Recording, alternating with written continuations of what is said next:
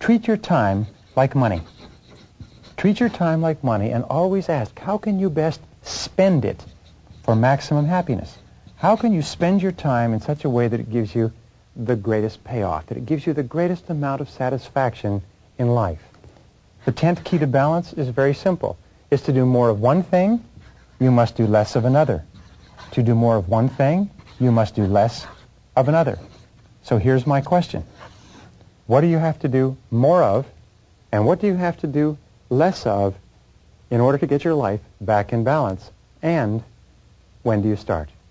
When do you start doing more of one thing and less of another, or less of one thing and more of another?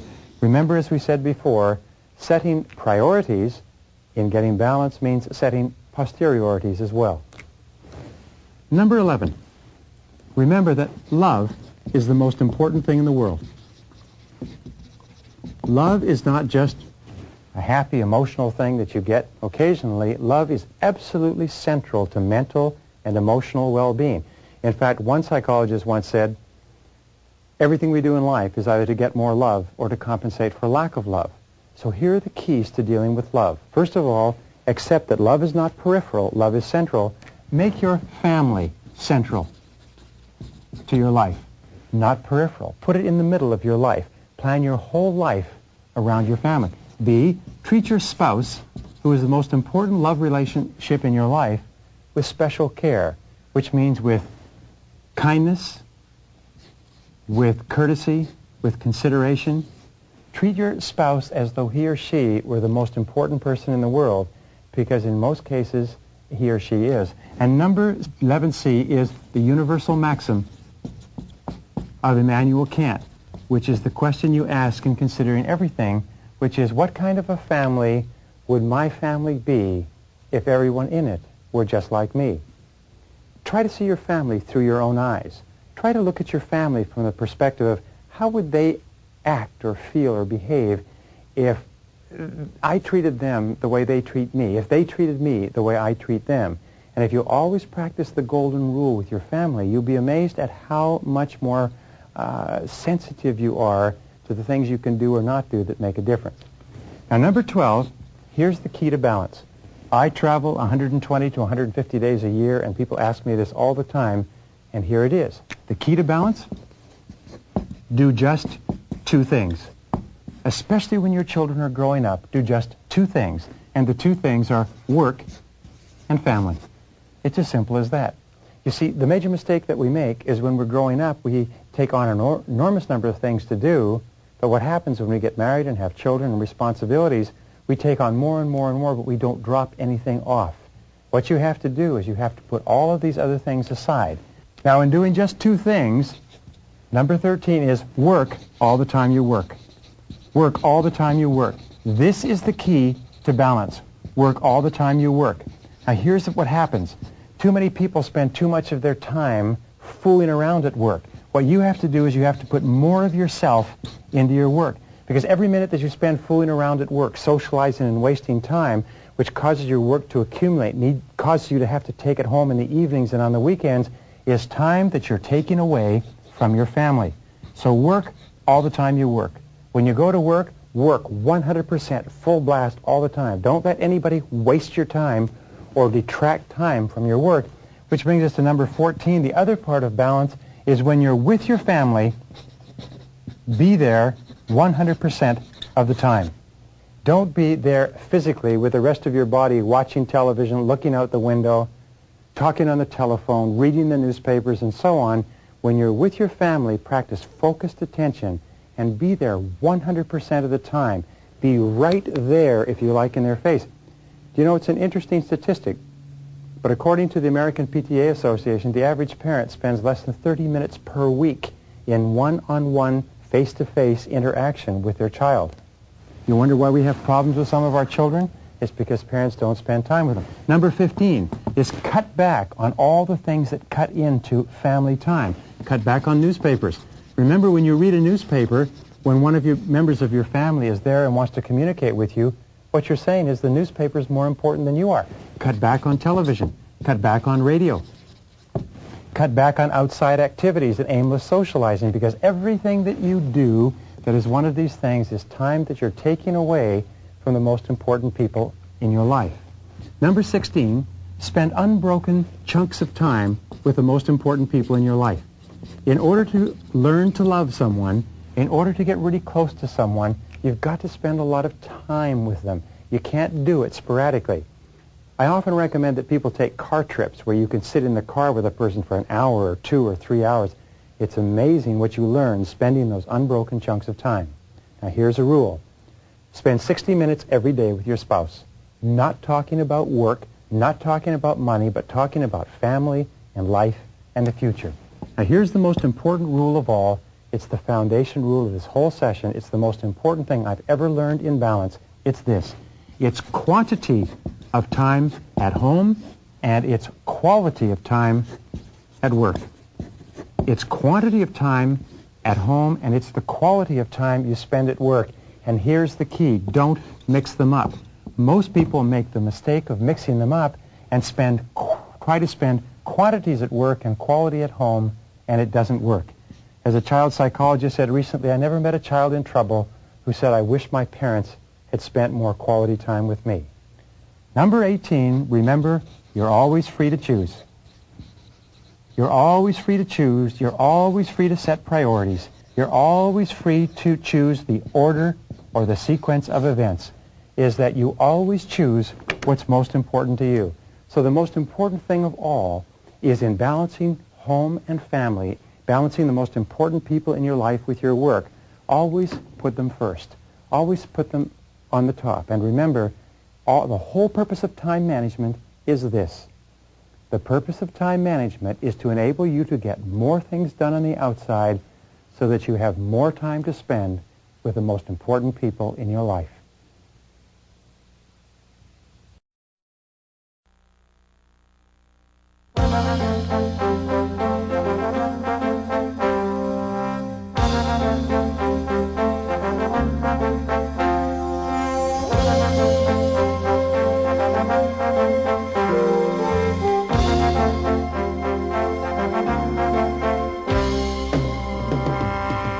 The one thing that makes you unique from every other human being in the world is the way you think.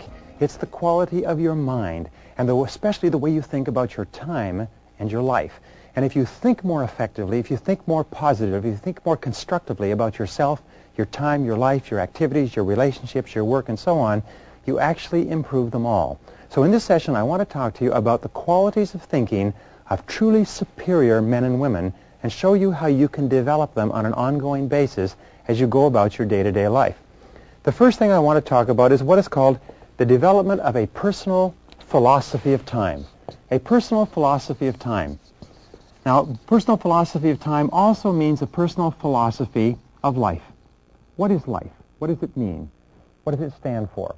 And in life, there are two basic worldviews, and basically they're at opposite ends of the pole, and sometimes we fall in the middle.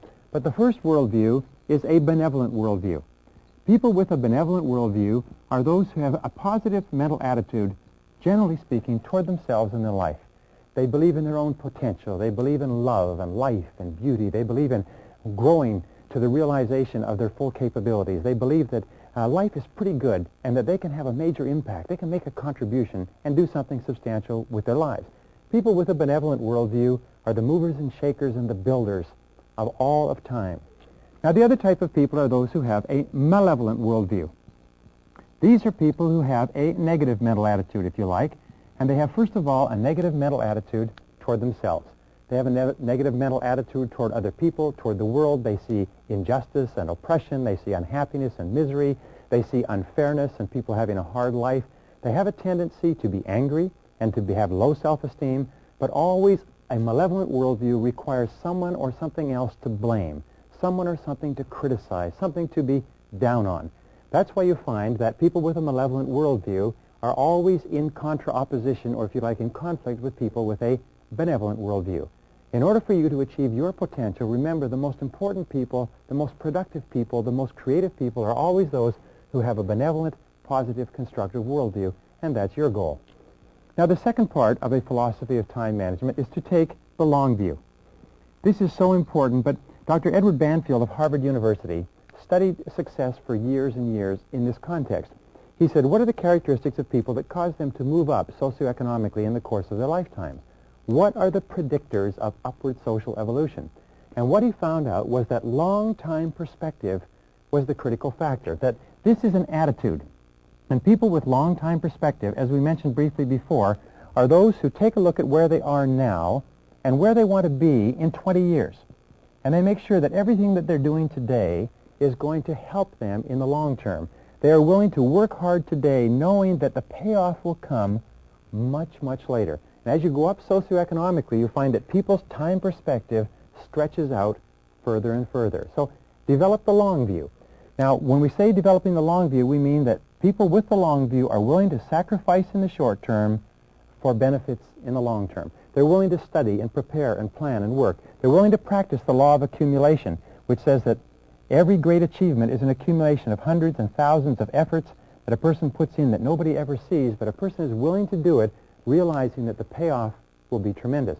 Taking a time management course or program and learning these things is an investment of time with a payoff that can last for a long time. Now, the third key, which comes out of the long view, is the ability to delay gratification. Economists agree that the number one reason why people or even economies fail is because of the inability to delay gratification. They want to spend all of their time, all of their money now. They want to have fun and do what is fun and easy rather than what is hard and necessary. W. Clement Stone said, if you cannot save money, then the seeds of greatness are not in you. If you cannot save money, then the seeds of greatness are not in you. If you cannot delay gratification and engage in short-term pain for long-term gain, then the seeds of greatness are not in you. One of the most valuable things that we can teach our children and teach our staff is to think in the long term. All of us, over the course of our lives, want to develop character, and character has been defined several ways. One definition I like is that character is the ability to follow through on a resolution after the enthusiasm with which the resolution was made has passed. So taking this course, by the way, you will make a lot of decisions and commitments and resolutions. The true measure of character is whether or not you have the capacity to follow through. Character, in effect, is self-discipline in action. Character is self-discipline in action. You can tell how much character you have by how willing you are to discipline yourself to make the sacrifices that are necessary in the short term to have a great life in the long term. Now, once you've done this, number 5 is to take the short view. A key part of time management is to take the short view, which means to measure out your time in minutes. We find the most productive people in our society, the most important, the most prominent, are those who are the most fastidious about their time management. They measure out their time in 10-minute chunks, like accountants and lawyers and doctors, whereas unsuccessful people measure out their times in half days and full days and weeks. So take the short view. Be fastidious about your time. Following that is know where your time goes. Know where your time goes. Take the time to think. Know where your time goes so that you can ask yourself if this is how you want to spend your time. Analyze it. Keep a list of how you spend your time.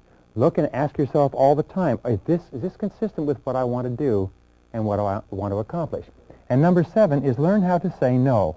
Just say no if a particular activity does not contribute to the highest value use of your time. Just say no if something is not helping you. Use the techniques of delay in order to gain time to think about whether or not you want to do something. One of the best techniques I've ever used and discovered is what is called the 24-hour technique. No matter what anybody wants you to do, ask for 24 hours to think about it. Think about it overnight. Think about it over the weekend. Think about how you're going to say no, and just say no to anything that does not contribute to accomplishing things that are important to you. Now, an 8th key in developing a philosophy of time management is to remember that time equals money. Time equals money. If a person asks you for a certain amount of time, or if an activity takes a certain amount of time, ask yourself, how much money would you be willing to exchange for the successful completion of that activity? If you want to earn a certain amount of money, ask yourself, how much of your time are you willing to spend? How much of your money are you willing to contribute? Successful people always look at time and money, and they realize that the two are interchangeable. Now, here's another important point. You can invest time to get more money. You can invest money to get more time. And time and money put together equal happiness. Happiness, or life, we can call it life, but basically happiness is a better word. So always exchange time for happiness. Always exchange money for happiness. Always realize that they're interchangeable and that you can either invest them or you can spend them. If you invest them, you'll have a return. If you spend them, then they're gone forever. And this brings us to the ninth key in developing a philosophy, which is that you need to look at everything that you're expected to do based on your hourly rate. If your desired hourly rate is 10 or 20 or 30 or 40 or $50 an hour, then you ask yourself, is what I am doing now paying my hourly rate? Is what I'm doing now worth my hourly rate? Or ask yourself this way, when you're reading the newspaper or watching television or sitting around socializing, would you pay another person your hourly rate to engage in this activity? How much would you pay per hour to have a person watch television for you? When you're watching television, you should ask yourself, how much would I pay per hour to watch this television show? The average person doesn't realize, but the amount of time that they spend watching television is in itself, if it were used to upgrade your skills and abilities, it's in itself enough to make you rich over the course of your working lifetime. A television can cost you thousands of dollars, even tens of thousands of dollars a year, if you don't think about the fact that when you're watching television, you're not doing something that is increasing your productivity. And this brings us to number 10, one of the most important of all laws in developing a philosophy. It's the law of comparative advantage. The law of comparative advantage is an economic law that says that you should always hire or pay someone else to do something that can be done if they can be paid a lower hourly rate than the rate that you desire. For instance, if your goal is to earn $25 an hour and it costs $6 an hour to mow your lawn or wash your car, you should always hire someone to do that. You should always pay someone else at a lower hourly rate so that you can free up your time to perform higher value activities. All of companies and organizations are designed around this. The individual starts off doing everything, and then as a company becomes busier and more successful, what the individual does is they hire people to do lower value activities so you can spend more time doing higher value activities. Don't ever do $5 an hour work if you want to earn $25 an hour. Don't ever work on low-value activities if you want to earn the results that come from completing high-value activities.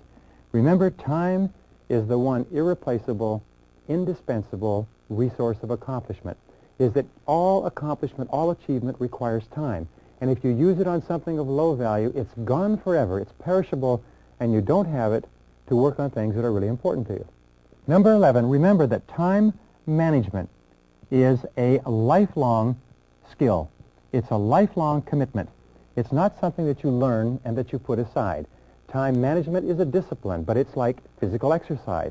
It's like eating. It's like sleeping. It's like hygiene, brushing your teeth. You have to work on it continuously. Every single day you have to get up and you have to think consciously about how you're going to manage your time, how you're going to use it today. Remember, time is life.